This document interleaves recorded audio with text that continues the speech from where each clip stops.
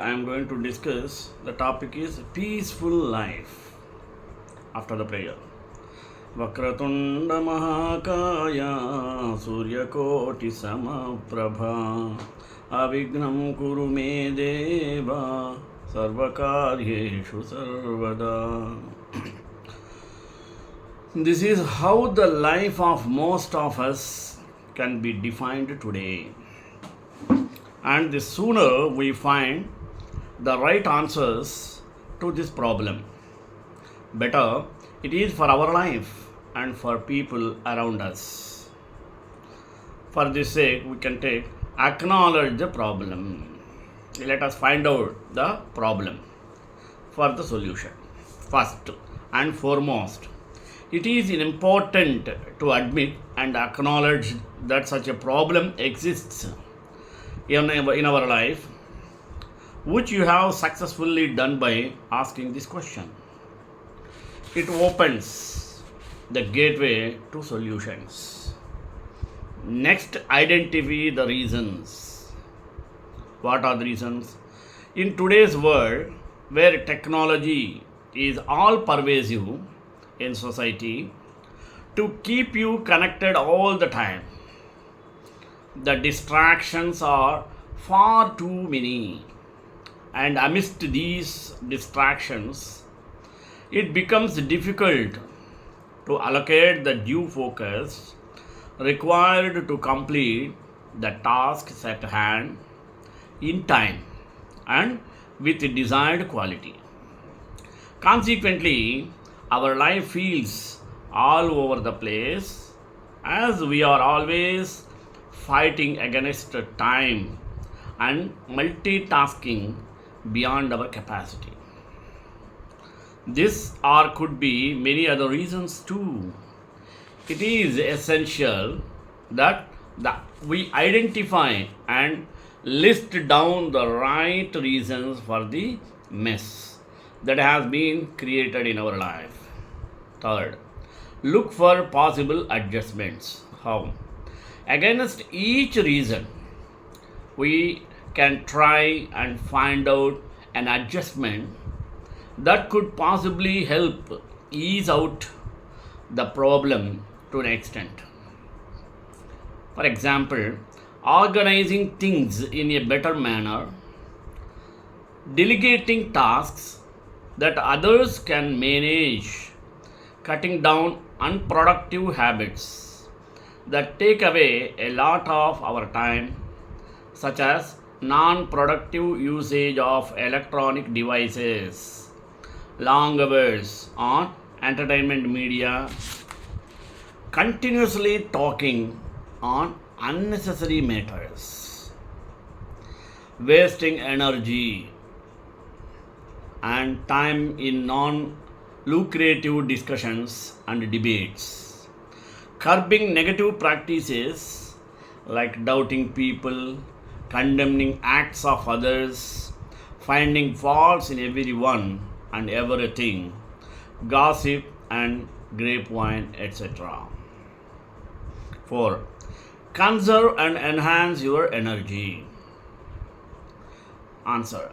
You may begin your day with a positive prayer to God and adopt an attitude of gratitude with each and every one and everything you come across throughout the day.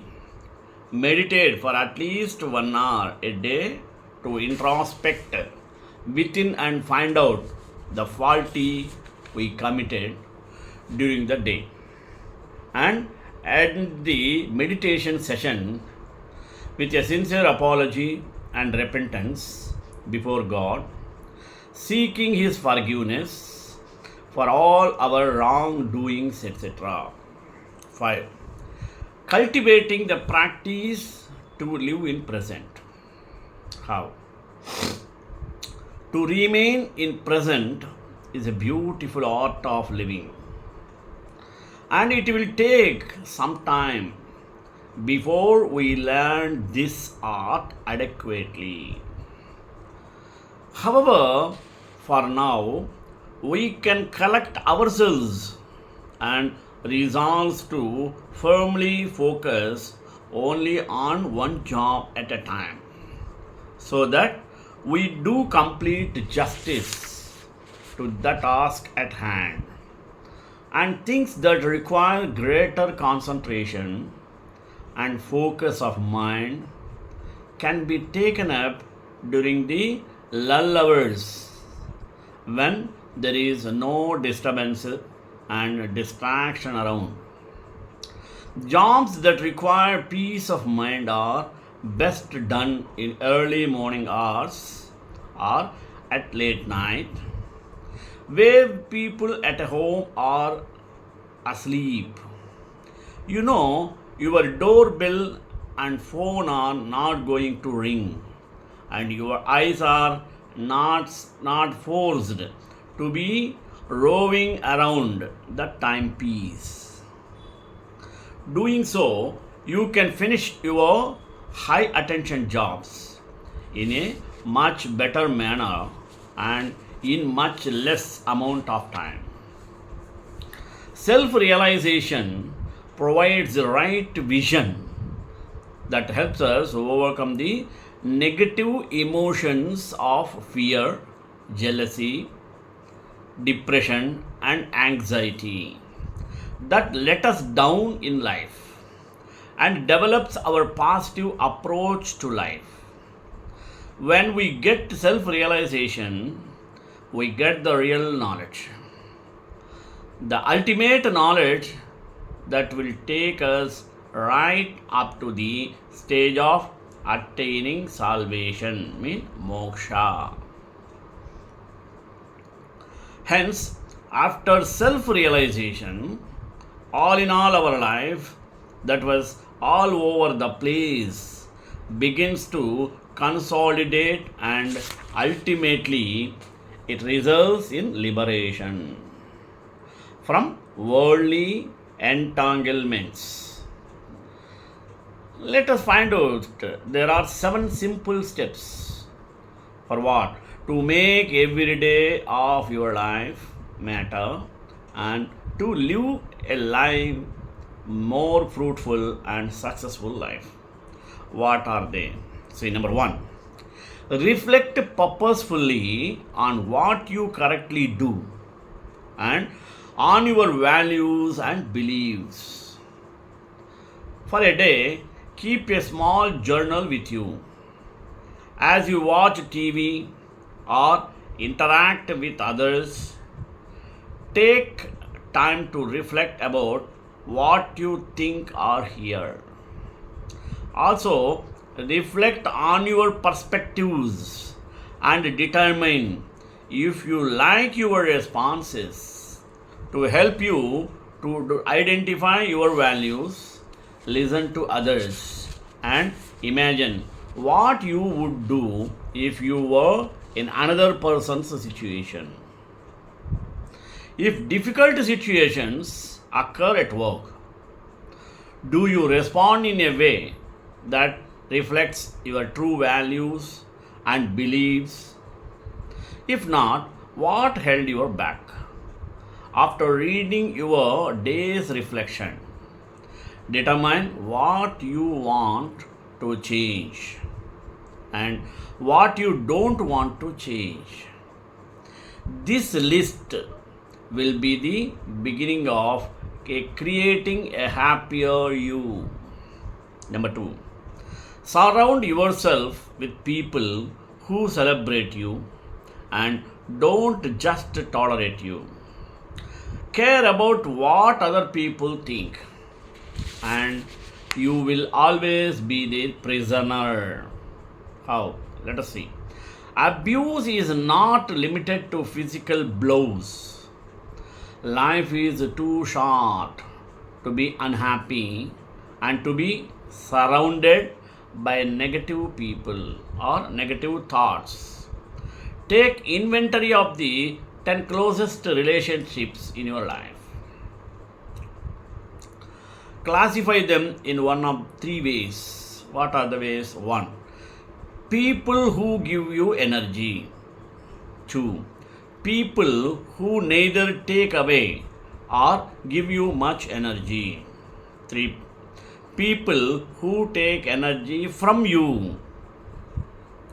If you discover that you have too many people who drain you in your daily life, it's time to remove many of them. This might not mean that you stop talking to them altogether, but deliberately reduce the amount of time that you allow them to pull energy from you. On the other hand, if you find that you have few to no people in your life who are bringing positive thoughts and energy into your life, add new people to your personal and professional network. Your positive contacts should include people who care enough about you to tell you what you need to hear, not what you want to hear. Evaluate your top 10 contacts for 1 week like this and notice the positive changes that will occur in your life. Third one, bloom where you are planted. How? This advice is some of the best that I have received. When I moved to Lafayette, Indiana from Nashville, Tennessee 10 years ago and realized that there were limited cultural resources available for black women, I was angry and disappointed. I had moved from a metropolitan city to a place where approximately 2.5% of the people in the country were black. In 10 years, I have relied on cable television, social media, and satellite radio to stay connected to the resources that were important to me. Although we still don't have a great soul food restaurant in town, I have learned to use Pinterest to find ways to expand my cooking and professional skills while staying connected to the things and people that I love. Next, fourth one, your action plan to achieve what you want. See in detail.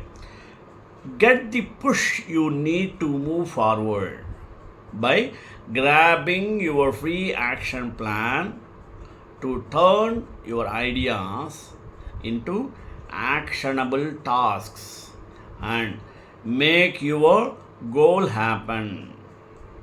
Whether you are in a situation that is uncomfortable or you are engaged in activities that don't align with the expectations of where you should be or what you should be doing, identify positive aspects of your situation.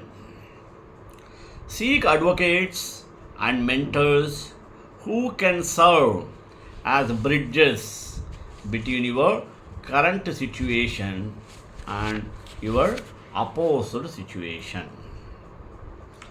Also, develop a gratitude and success journal so that when positive occurrences happen in your life, you can refer back to your enjoyable moments. You may archive pictures, letters, cards, emails, and other artifacts that reflect celebratory times in your life. Next, Set reasonable short term and long term goals. See, many people think that success happens by chance. People need to develop both personal and professional short term and long term goals. Short term goals may consist of plans for the next 1 to 6 months, while long term goals may consist of plan for next 5 plus years. My professional short term goals are to graduate 3 engineering doctoral students next spring and summer, and to set up a project management plan for a $1.4 million grant that is to be awarded in the next few weeks. My professional long term goals are to grow my educational business to multi-million dollar status and to become a dean, provost, and president of a university. To achieve your short term and long term goals, ask yourself the following questions. What is my ultimate dream? Number one. Number two, what would I be willing to do for free if money was not an issue? What makes me happy? What are the things can I do? Like these questions. Fifth one, you thank people for their support. I have learned that people will forget what you said. People will forget what you did, but people will never forget how you made them feel. How? A few years ago, when a top official at my university took time out of his schedule for me to interview him, I thanked him by writing a thank you note and by sending him a small box of homemade chocolates from a local candy shop. 3 years later, he became the president of a major university. Last year, I asked him to serve a reference for me for an amazing new position. And he didn't hesitate to speak on my behalf. I had no doubt that his reference carried much weight in the decision process. Nothing makes people feel better than gratitude. When you appreciate others, they want to help you. Good seeds produce good fruits. In a world when many people are selfish, want to be first, and want to acquire the best of everything for themselves, but gratitude alone stands out in a big way that should not be forgotten. Establish your gratitude reputation by writing handwritten letters or sending electronic cards of appreciation to people who have supported you, given you a gift, or have influenced you in a positive way. 6. Resurrect your dead dreams. How? As children, we are taught to dream and to dream big. Is it? At some point in our lives, however, the practically of adulthood settles in, and we start being safe in most, if not all, areas of our lives. Success, however, sometimes requires us to become radical in our thinking and in our actions. Think back to that one thing that you wanted to achieve when your teacher asked you what you wanted to be when you grew up. For me, it was to become the governor of Alabama. 7. End each day in peace. How? Life always can be stressful, but happiness is a choice. You must decide on purpose not to let others' baggage become your baggage. Shut down email and all technology at least 1 hour before bed. Engage in an activity that calms you and allows you to reflect on the positive occurrences of the day. This might be writing in your journal, enjoying a warm beverage, or meditating. No matter how bad your day may have been, know that the next day brings an opportunity to start over and to change the world. In conclusion, you have the power to become a success regardless of what you look like, how much money you make, or who you do or do not know. Your success begins with deliberate choices to make positive changes in your life. No one is stopping you but yourself. Let us look at 4 great decisions to help us grow. What are they? See, number 1, have faith for the journey. Serving God is a faith adventure and it never gets boring. But I knew that God was calling me and that I had to have the courage to obey Him. I have been on this faith journey ever since. You have a choice to make. How? Obey God, trust Him, and live by faith. Or ignore God, place your trust in other things, and live by feelings. It's never too late to make a better choice. The truth is that growing in faith will equip you to confront and conquer more and more of your fears and enable you to keep moving forwards on a path that winds steadily upwards. Now, second one, build healthy relationships. Why? Because you can't go it alone. See how? God is a father, is it? Who created us for relationship, connection, and community.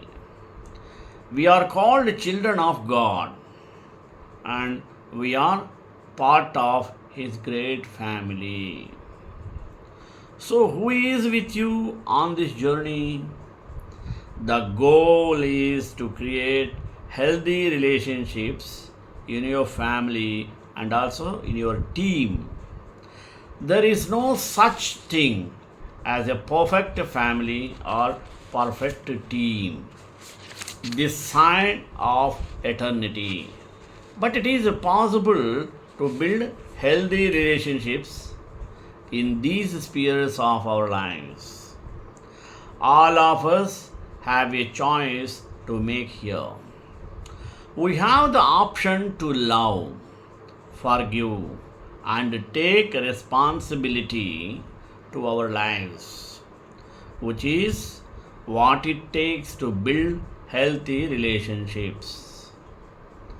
The other option is to take offense, become bitter, justify our actions, and blame others for everything.